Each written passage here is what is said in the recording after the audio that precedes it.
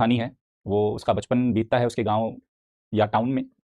बचपन में वहीं बड़े परिवार में, साधारण से परिवार में, जॉइंट फैमिली में पली-बड़ी होती है। गली मोहल्ला होता है, हर घर में उसका आना-जाना होता है। लेकिन उसकी फिर शादी हो जाती है, शादी के बाद वो किसी शहर में चली जाती है अपने पति के साथ। लेकिन वो अपने गाँव को, अपने घर को, उन गलियों को, अपने परिवार को, उस पुराने मकान को, उस मकान के अंदर की बहुत सारी चीज़ें जो है, उसको वो बहुत ज़्यादा मिस करती रहती है।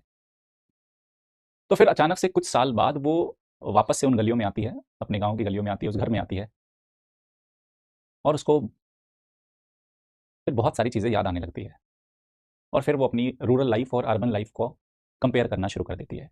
ये कहानी उस पे है, ठीक है? छोटी-सी स्टोरी है। कभी मौका लगेगा तो इस पे कोई पिक्चर भी बनाऊँगा छोटी-सी। तो अब शब्द देखना है ना, क्योंकि लेखक की सबसे बड़ी ख़ास खूबी होती है उसके शब्द बच्चों। तो कहते हैं, गाँव की एक गली के कोने में हमारा घर था। वो लड़की अब अपनी पूरी कहानी बता रही है कि गाँव की एक गली के कोने में हमारा घर था। वैसे उस गली के सारे घर भी मेरे ही तो थे। मतलब वो जब जाती थी तो गली मोहल्ले में तो आप अड़ोस-पड़ोस के घर भी आपको अपने जैसे ही लगते हैं। खाने-पीने की चीज़ें भी शेयर कर लेते हो। तो वैसे उस गली के सारे घर भी तो मेरे ही थे, वो मुझे जानते थे, मैं उनको जानती थी। गली के सभी घरों के दरवाजे हमेशा खुले ही रहते थे। उन पे कुंडी नहीं जड़ी जाती थी। कुंडी समझ गए ना? चटकनी, सटकनी जो भी आप बोलते हो। तो उन पे कुंडी नहीं जड़ी जाती थी। कभी भी कोई भी आ जाता था, क्योंकि इनकी बातें ही खत्म नहीं होती थी। गली का वो हमारा घर घर था। मतलब जिस घर की वो बात करी, कह रही मेरे लिए घर वही था। घर में कितनी बहस होती थी, हम सभी बच्चे खेलते खेलते सुनते रहते थे ताई और दादी की रोज रोज की लड़ाई। लेकिन शाम को चूल्हे पर सिकती रोटियों की वो सौंधी खुशबू और पहली थाली, दिन की दादी ताई की लड़ाई के बावजूद ताई उस पहली थाली को दादी को ही देती थी। घर का हर कोना हमसे बात करता था। घर की एक दीवार पे पूरे परिवार की तस्वीर टंगी रहती थी। घर की एक दीवार में जो एक आला था, आला जानते हो, दीवार के अंदर ही एक थोड़ा सा स्पेस बना लेते हैं, उसी में फिर आप कंघा शीशा वगैरह सब रखते हो, गाँव में उसको आला बोलते हैं।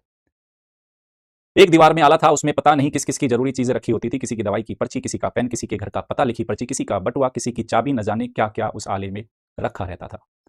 घर में हमारे पास खिलौने नहीं होते थे, पर हमारी शामें बहुत छोटी होती थी। पता नहीं क्यों, शायद सूरज उन दिनों जल्दी ढल जाता था। खेल खत्म होते नहीं थे कि घर वालों का बुलावा आ जाता था। गली में ताई, चाची, मामी, नानी, दादा, दादी, बहुत सारे रिश्ते थे। जुड़े थे हम सब एक दूसरे से आपस में। शादी हो या कोई त्योहार, महीनों महीनों घरों में रौनकें रहती थी। घर की दीवारों की वो चूने से पुताई टांड, टांड मतलब स्लैब होती है जिसपे घर का काफी सामान रख लेते हैं। टांड पे रखे सामान को हम बच्चे ही साफ करके करीने से लगाते थे। करीने मतलब बहुत तसल्ली से लगाते थे, पहले ये लगाया फिर वो लगाया, उसको करीना शब्द बोलते हैं।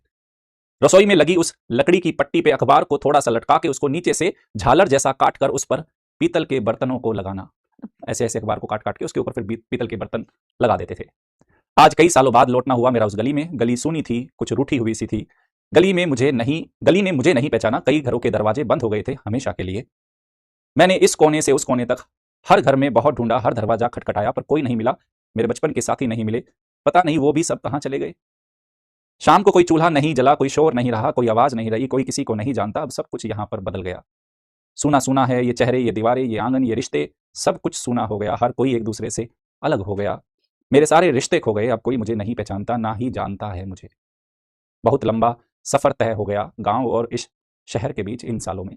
आज इस शहर के अपने इस घर में आई हूं, पर आज क्यों इतना वो घर और वो गली, वो मोहल्ला मुझे याद आ रहा है। यहाँ शहर में हर कोई शख्स बहुत व्यस्त है अपने काम में, अपने आप में। और शहर के इस घर और शहर के लोगों के बहुत सलीके होते हैं, बहुत कायदे कानून है। यहाँ आपस में बात करने के, यहाँ किसी से मिलने के बहुत सारे नियम हैं।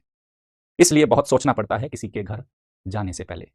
हर शख्स अपनी व्यक्तिगत निजता को पसंद करता है। यहाँ घरों की दीवारों पर परिवार की तस्वीर की जगह पेंटिंग लगाई जाती है। हम हर समय किसी की जिंदगी में फेसबुक और इंस्टाग्राम के जरिए झांक ही तो रहे हैं, पर एक पल भी एक दूसरे के साथ बिताना नामुमकिन हो गया है।